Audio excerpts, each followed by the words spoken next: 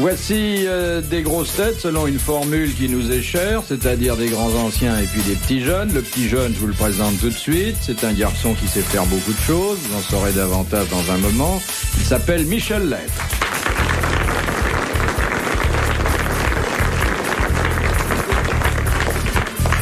Les vieillards, enfin, je veux dire les sages de l'émission, les anciens, un peu chenus. Notre grand garçon, légèrement demeuré, mais vous savez que ce sont ceux-là qu'on préfère. Philippe Castelli. Mais souvent, oui. Un ancien jeune qui promettait et qui a déjà pas mal tenu, Gérard Jugnot. Bravo. Et puis celui qu'on peut nommer le triomphateur des salles obscures, Jean-Yann.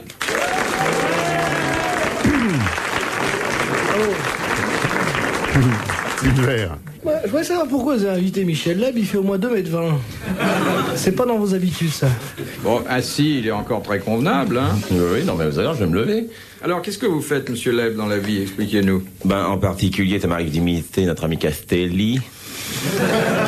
Vous craignez pas le ridicule, est-ce que je vois? Oh non, pas du tout, puis on va être deux, ça va être très bien. Vous en imitez d'autres? J'en imite certains, mais qui sont même venus à cette émission, par exemple, Balutin. C'est amusant quand vous posiez une question, en général, Balutin répondait « Ça a un rapport avec le sexe ?» Oui, il y avait ça. Bon, oui, ce qu'il dit ça avant. Il disait pas que ça, mais enfin... Non, mais enfin, souvent, il le disait. Hein. Oui, oui. En fait, le texte est de Jean Lefebvre, mais il a été repris. Et qui imitez-vous encore? Je sais pas, je peux vous imiter Michel Simon, Jean Gabin... Ils sont jamais venus. Ils sont jamais venus. Et puis, je crois que c'est foutu. C'est un peu... Monsieur Castelli, voulez-vous donner à votre imitateur quelques conseils, puisque vous savez qu'il est rituel qu'un grand ancien prenne sous son aile, et la vôtre est assez haut placée, un petit nouveau? Bon, alors, faut pas qu'il y ait de créneau, moi, c'est toujours ce qu'on a dit. Pas de temps mort. Et alors attention, le créneau, c'est pas un temps mort, hein. Le créneau au cinéma, c'est ce qu'on essaie d'occuper. Faut pas qu'il y ait de temps mort. Le silence n'est pas une qualité professionnelle à la radio. Oui, le silence n'est pas radiophonique. Voilà. Bon. Alors, s'il y a un temps mort, vous le bouchez tout de suite, n'importe comment. Et à la vitesse où vous parlez, vous arrivez à le boucher, vous? Il bouge pas, il colmate de ci, de là, mais faut pas dire qu'il bouge vraiment. Oui, Arrête de te curer les ongles. Tu vois, là, j'ai bouché un temps mort. Oui, mais alors vous bouchez un temps mort avec quelque chose que le public ne voit pas et dont par ailleurs il se fiche éperdument.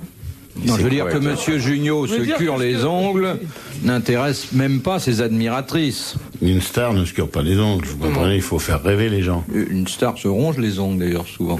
Delon se ronge les ongles. Oh, Delon, terrible. J'ai regardé, et un jour, c'est mains. Non, je crois pas qu'il se les ronge, je crois qu'il a assez de personnel autour de lui, je crois qu'il se les fait ronger. C'est vrai, c'est des saucisses de cocktail, c'est plus les doigts.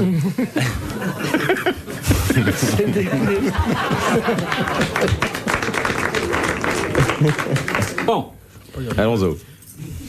Alonso est un de nos amis, mais c'est un espagnol, mais il faudrait donner son nom en entier. Ah, il ne connaît pas. C'est Alonso Lupana. Ah oui. Ah oui, Alonso Lupana Ribandales, je crois. Oui, que c'est ça, oui. Je suis pas sûr, je crois que c'est ça. C'était d'ailleurs apparenté au Iferminet, qui était une autre famille espagnole. De madame... Bon, c'est parti, là. Ça commence les cochonneries. Non.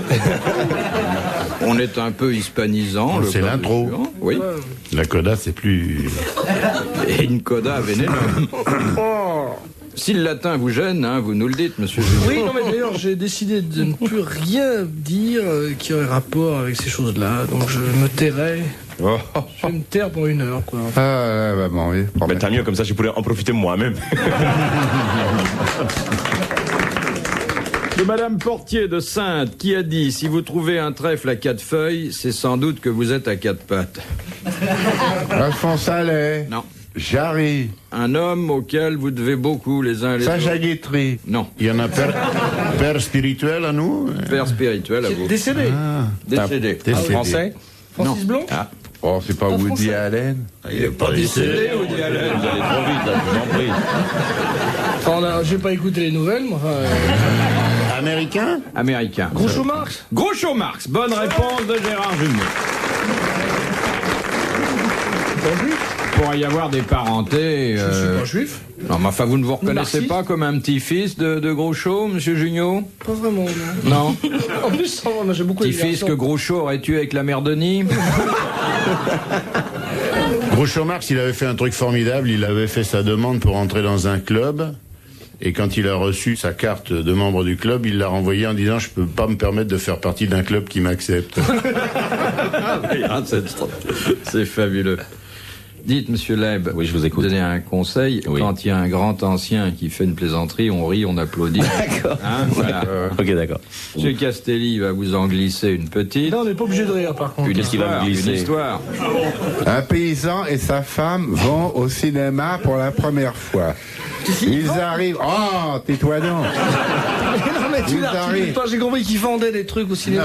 Non. Un paysan et sa C'est femme. mou, ça, c'est Mais c'est vrai, ça, je trouve mou. C'est du aussi. chewing-gum, là. Un paysan et sa femme Voilà. vont au Tenez, cinéma. passez là, monsieur Leb. Comment vous la feriez, vous, Ben, je monsieur serais Leb? un paysan et sa femme, un petit paysan qui arriverait dans une salle de cinéma pour la première fois, et puis qu'ils sont tous les deux dans l'allée centrale, pas, et puis qu'à un moment donné, que l'ouvreuse, elle arriverait avec sa lampe pour les faire asseoir, et puis que le pépé il dirait à la dame, pousse-toi, voilà un vélo, Marie.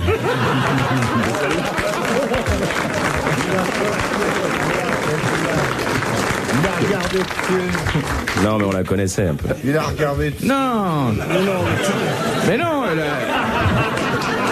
Vous pouvez mettre vos bras devant, elle a une si grande barbe qu'on la voit de loin. Bah oui, c'est vrai. Je la connaissais pas. Mais elle est amusante, hein. Elle est rigolote. Il est rigolo. Ah non, c'est une des bonnes, hein. Deuxième citation de Madame Mouton de Liège en Belgique. Attention, Mister Belge. C'est un Belge, il est tellement pas doué qu'il rate ses examens d'urine.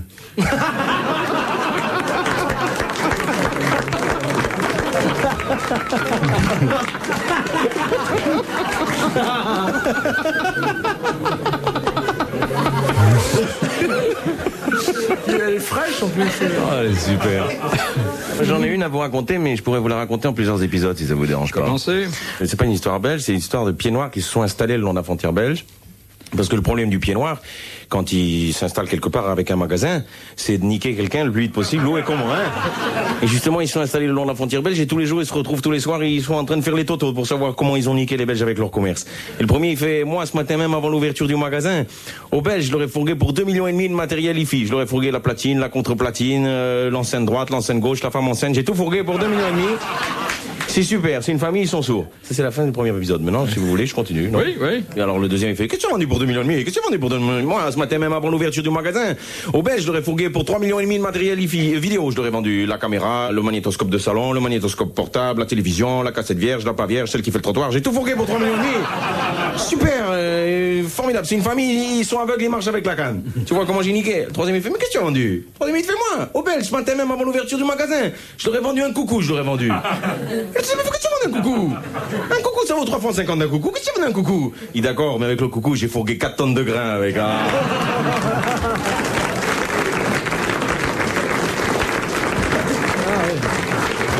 Tout est parti de Liège, en Belgique, où habite Madame Mouton. Et Madame Mouton, ça, on le fait plus depuis longtemps. Mais justement, j'arrive. Oui. Qui a dit? À l'inverse des hommes, l'océan se retire pour que la mer garde ses poissons. C'est un grand malade qui a dit ça. Ah, c'est assez C'est joli. élégant, ça. Ça, c'est un anglais. Comment vous avez trouvé ça? C'est fabuleux, ça. Parce que c'est une île à Ouais, la ouais, mer. non, c'est pas du tout ça. C'est very British, c'est pas. Il y a un problème de traduction. Est-ce que C'est un bon français qui a dit Un ça. bon français, Bon français. qui savait jouer sur les mots comme personne. Plutôt. Sacha Guitry? Plutôt poète. Non, ça ressemble pas à ça. Pas du tout, mais je l'ai dit comme ça. Pas un peu. C'était à Alais. Pas un peu poète, pas un peu. C'est entre Oui, c'est- Alais oui. et nous. Oui. Oui, donc c'est plus début 20e siècle, quoi. Hein. Ah non, pas du tout. Il est mort il y a 5-6 ans. Oui, oui, enfin, début du 20e siècle, jusqu'à 80, quoi.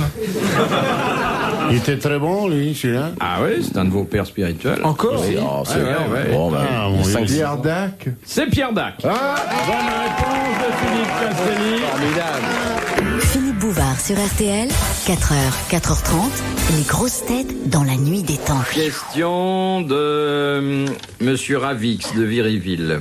Quel est le farouche anticléricaliste qui obtint un doctorat en théologie en soutenant une thèse sur saint Thomas d'Aquin? Le petit père Combe. Le petit père Combe. Très bonne réponse de Philippe Castelli. Ça y est, il se répand. La méduse se répand. Oh, Il y a vraiment. longtemps que vous n'aviez pas montré votre escalope, là. Il a une langue extraordinaire. Montrez vrai. votre langue, Faites monsieur voir votre Lève. langue. Elle est chargée, je suis mort. Fabuleuse langue, hein. Oui, très belle langue. Surtout quand il se lèche les sourcils. Mon fils au lycée va faire anglais première langue et peut-être Castelli seconde langue.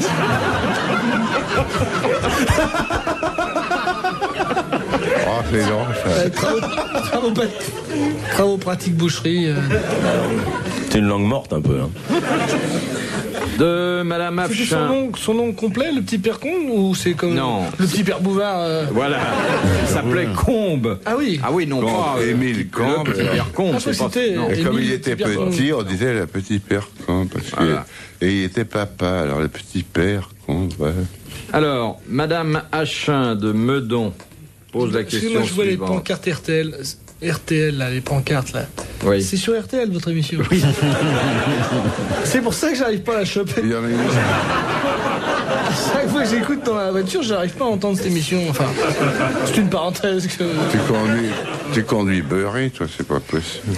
Qu'est-ce que porte Orson Welles dans chacun de ses films? Un nez différent. Un nez différent et un faux nez, car il ne peut pas supporter l'appendice nasal dont la nature l'a doté. Très bonne réponse de Jean-Yann.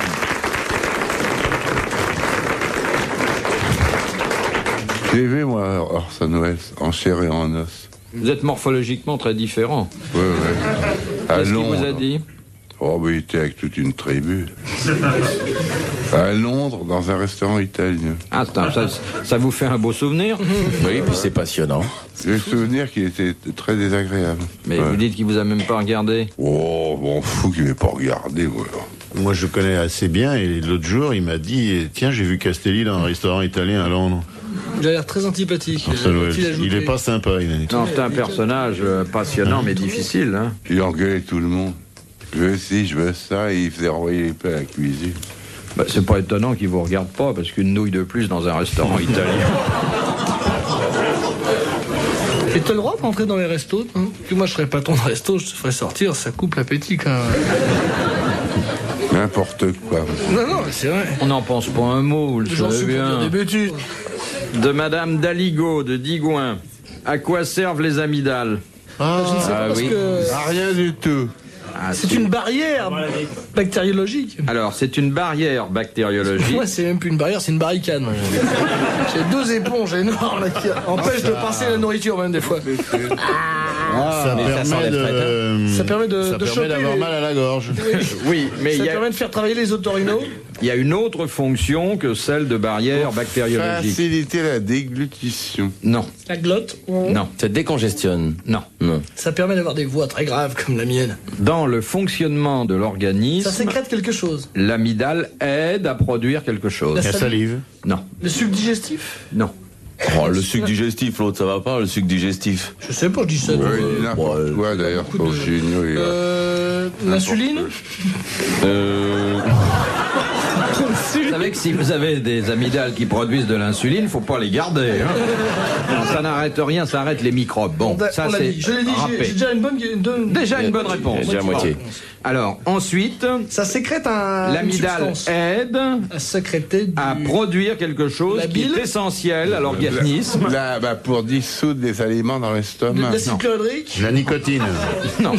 Maintenant qu'il y a des cigarettes qui ont plus de nicotinisés, qui sait qui va prendre les nicotines, Ouais. si c'est pas la gorge elle-même? Ah oui. Et ça sécrète la caféine aussi pour le café, des caféinés. Est-ce que ça sécrète du tétrachloride de benzate?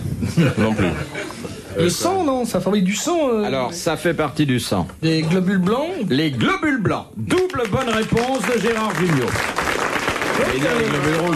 Donc il faut pas se les faire couper, quoi.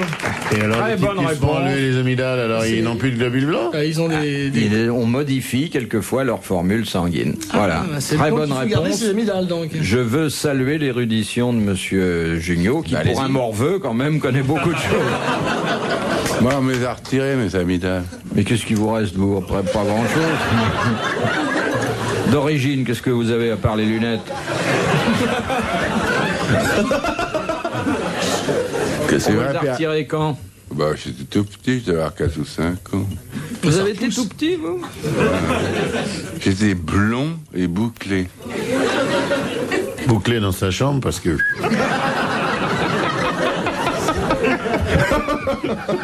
Les parents n'étaient pas rassurés. Vous savez, parce que les parents avaient peur qu'ils se fassent tirer comme un lapin dans la rue. RTL, 4h, 4h30, dans la nuit des temps des grosses têtes de Philippe Bouvard.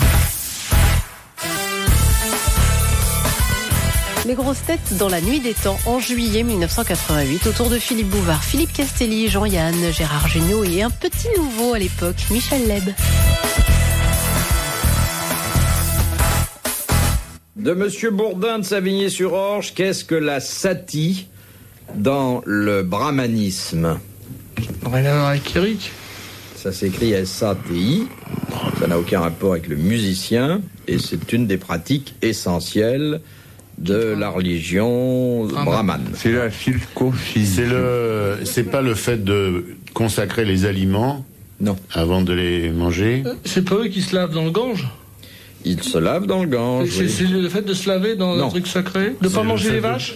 Non. C'est que la Bah, je vais y aller alors. Est-ce que c'est. l'incinération Oui. Alors, c'est l'incinération de qui? De la femme avec le de la femme avec le. Avec l'homme et toute la famille, tout le brûler monde. la femme De la du mort. veuve. de la veuve. Avec le mari, Et qui l'amant. simplifie le versement des pensions Oui, de ça c'est réversion. bien. cette Ah histoire. bon, d'accord. Très bonne réponse de Jean-Yann. Parce que, Merci Junio. Comment il fait? Vous avez déjà assisté à ce genre de Non, cérémonie? j'ai lu l'histoire de Jeanne d'Arc, qui j'ai pas connu le mari. Pareil qu'il les Les- mange après. Oui, mais là-bas, les hommes sont bien soignés parce que. Bah, ils sont La propres sur bonne eux. femme, elle fait gaffe. Elle. Hein? Tu te sens bien, mon chéri? Non, ça va pas vraiment. Tu fais un petit bouillon et tout. Vous vous rendez compte? C'est ça existe encore ça non? Ah ouais, toujours. Non. Ah, mais si, toujours. Mais Non, oui. j'y crois pas. Ben oui. Il faut pas glisser Est-ce sur que une peau de sur- brahman, hein. C'est un beau pays pour les femmes quoi. Non, mais vous savez que les brahmanes, ils ont une coutume qui est tout à fait rigolote. On prépare la cuisine avec un cérémonial, on bénit les aliments. Et puis après, on les sert. Mais si vous rentrez, vous, qui n'êtes pas brahman, dans la cuisine, vous avez souillé les aliments et les mecs foutent tout à la poubelle. Ah t'es rentré, merde. Oui, c'est vrai. Non, mais c'est C'est vrai. comme une chambre noire quoi. Quand... Oui. Mais on voit pas à l'œil nu que vous n'êtes pas brahman, vous, par exemple. Toi tu fais très brahman. Ah oui. Oui, Brahman, là. Brahman. Vous n'avez jamais été aux Indes, monsieur Castelli? Oh, bah, avec cette chaleur. Non mais il a visité l'exposition au Galeries Lafayette l'année dernière. L'année dernière, il y avait l'exposition. Ça, alors, oui. D'ailleurs, c'est lui, la tenue lui irait bien, là. Ah oui. Le Le turban. pantalon serré et puis Il ressemble un peu à Gandhi. la langue hein. tunique, ouais. Ferait plus- Il aurait tu pu serais faire mieux Gandhi. en vache sacrée. T'as plus l'allure. On te mangerait pas. Je n'ai même pas à peine répondre. C'est tellement bête. Vengez-vous, Tiens, c'est vengez-vous. débile pour qu'il t'imite. Ça se passe dans une chambre d'hôpital. C'est des- Il y a deux types qui sont au lit, le goutte à goutte au bras. Il y en a un qui dit « Oh, j'y comprends rien, j'étais venu simplement pour un petit bouton sur le nez. » Alors l'autre ajoute « Ne vous plaignez pas, moi je venais apporter un télégramme. »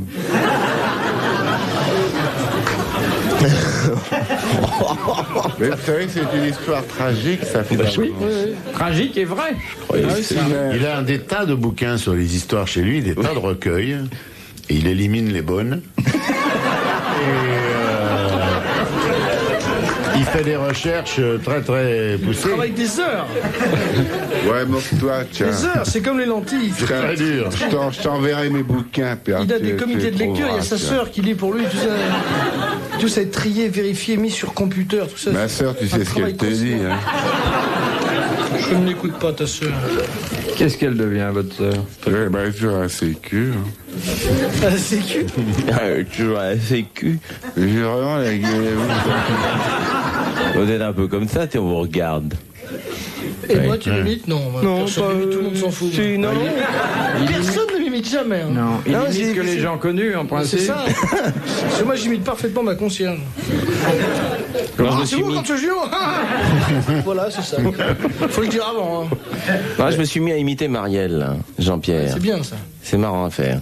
C'est rigolo à faire, Jean-Pierre Mariel. C'est un grand comédien extraordinaire. Question de Monsieur Deschamps de Sante. Quel est le rôle des glandes sérécigènes? C'est des glandes qui fonctionnent Ce sont des glandes à partir de humaines. 5 heures du soir. Mais là, ça y va, à 5 heures. Ah oui? À vue de nez, il est 5 heures. C'est dans le cerveau. Non. Je doute, Monsieur Castelli, je doute que vous ayez vous-même des glandes Sérécigènes. sérécigènes. C'est pas chez l'homme alors. Non, C'est chez la femme.